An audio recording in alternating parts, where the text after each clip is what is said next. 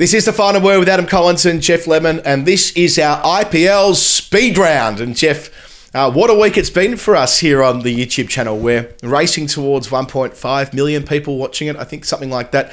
Nearly 17,000 subscribers, which is mind-blowing given we were barely even using YouTube a couple of months ago. And I think that might have been helped somewhat by the fact that Glenn Maxwell, the man of the moment, the man of the hour, is with us each week of this competition.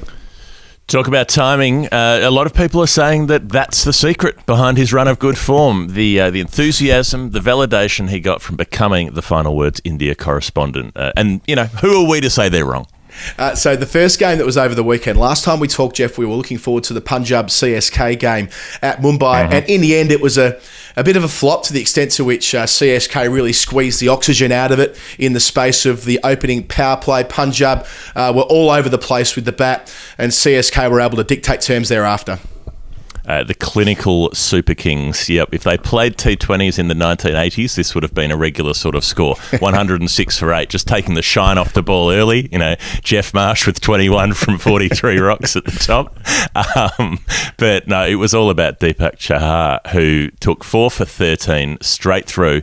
And I particularly liked that MS Dhoni just bowled him 4 off the reel, you know, classic opening bowler style. If he's taking wickets, keep them going. The last in the spell was a wicket maiden. And then sprinkled in amongst that was some magic from Ravindra Jadeja in the field. The ridiculous run out that he pulled off the ricochet, the attempted leg by that Chris Gale was trying to run.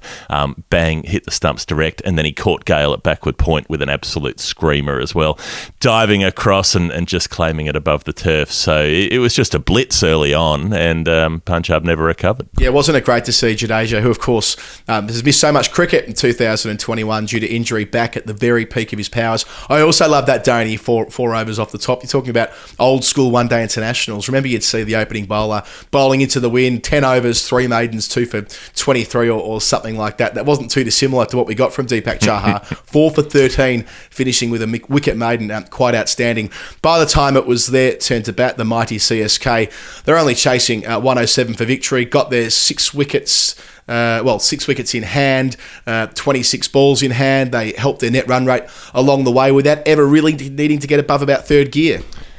Yeah, that was deliberate. I think that they did go relatively hard in the final 3 or 4 overs of their chase just to make sure they did get a net run rate boost. But Faf du Plessis opened with, you know, just a fair bit of casual approach. Didn't need to be too crazy. He did play one really nice ramp shot that sort of get across and flick it over the shoulder for 6. That was a beautiful bit of timing, but they didn't have to do too much. And it was interesting too that it was a match where Moeen Ali really got to enjoy himself because he picked up a wicket, he bowled Jai Richardson, and then he came out with freedom with the bat and was able to just bash the ball about, 46 off 31 deliveries. But strategically for Punjab, if you've got Jai Richardson batting at 7, that's a bit of a risk. Yeah. When you've got Jai Richardson batting in the 7th over, you know that something has not gone right for your team. You know, that was not supposed to play out that way. And he did a decent job jumping Jai with the bat, but it was not his ideal match situation. Yeah, jumping Jai, it's time to fly with the ball, not so much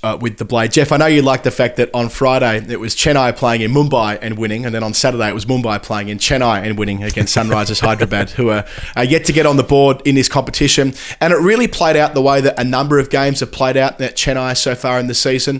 A slow track, Mumbai doing kind of just enough, 150 for 5, which are ultimately able to defend because after Sunrisers lost Bairstow, it really fell away.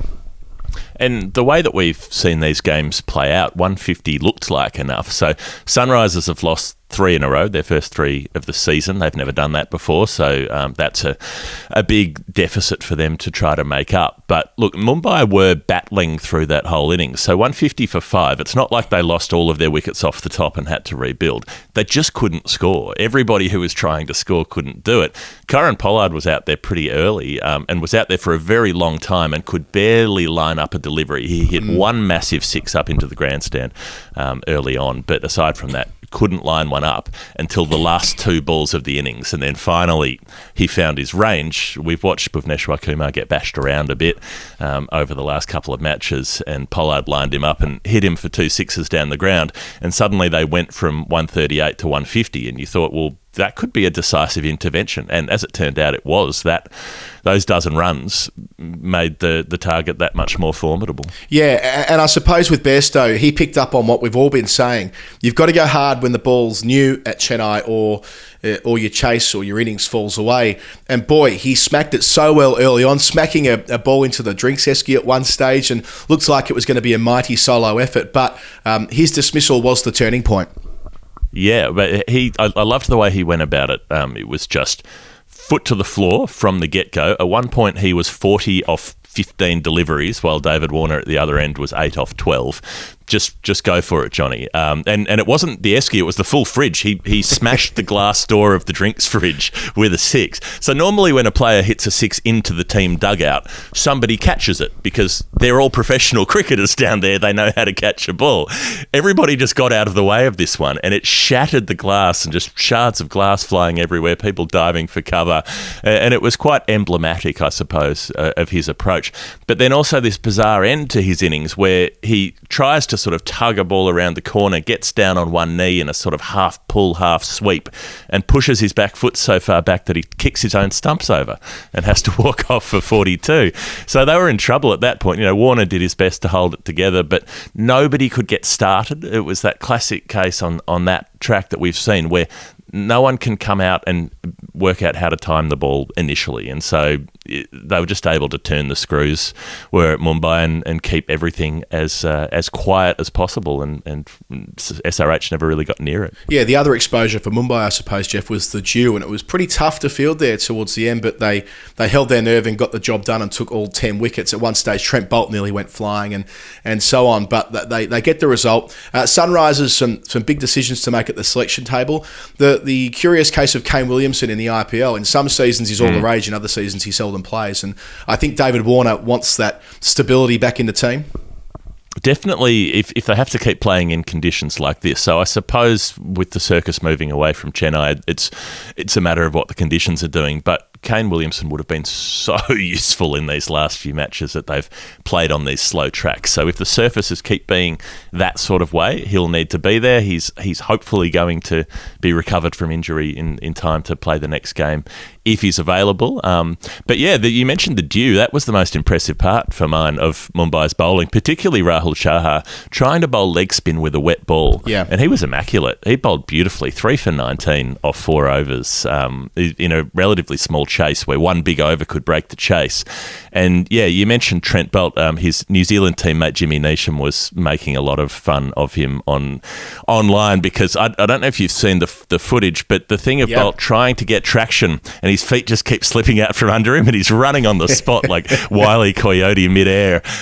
Somebody needs to make it into a Shooting Stars meme because the potential there is great. But yeah, despite all of that and despite the embarrassment, they got it right. But I felt for Boult, not just for falling over, but for Krunal Pandya, the bowler, there was no laugh on his face. There was no sign of amusement. He was death staring Trent Boult like, how dare you not save 4 off my bowling? Not happy, Krunal. Yes, I did see Jimmy Neesh tweeting about that as well, that little incident. If you want to hear Jimmy Neesh on the final word, by the way, look back in our podcast annals of history. He spoke to us back in 2019.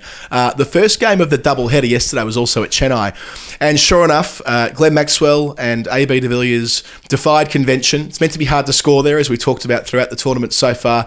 And there was Maxie walking in. It's 9 for 2, early doors, and decides, stuff it. I'll smack 78 in 49 balls, some gigantic sixes, including a memorable switch hit, which I think he hit nearly 100 metres. And then as soon as he gets out with 3 overs to go, AB de Villiers explodes for an unbeaten 76 from 34.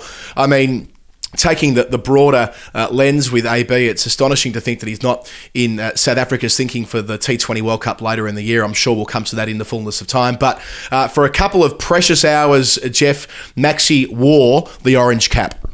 Yes. Was it 2 hours? Was it 4 hours? I'm not sure until Shikhar Dhawan got done. Glenn Maxwell had the orange cap, which I don't think anybody was tipping after he's had a slenderer couple of years, but he's had a wonderful start.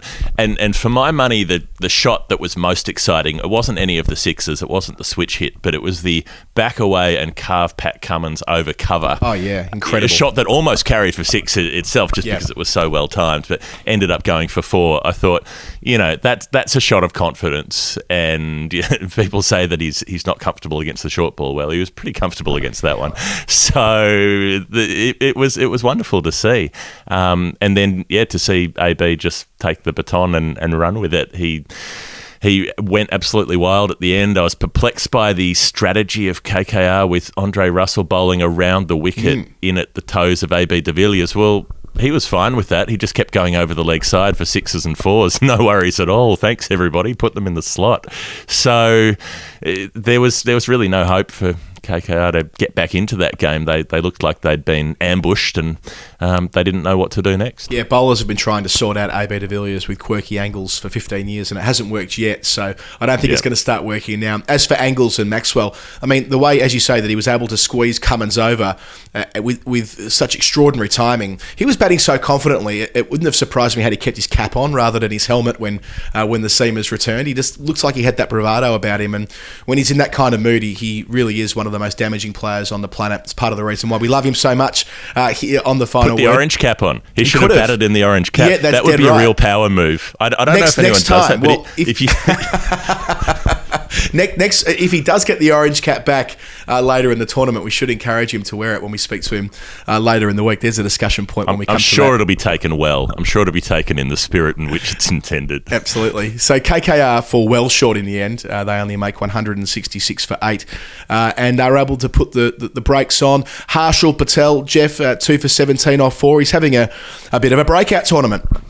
Well, he's got a cap as well. He's got the purple cap, Harshal Patel. So orange and purple in the one team for a moment there. Mohammad Siraj bowled beautifully that 19th over when Andre Russell was at the crease, and so KKR was still there with a prayer, given he's a guy who can often score 60 runs off about 10 balls if in the mood.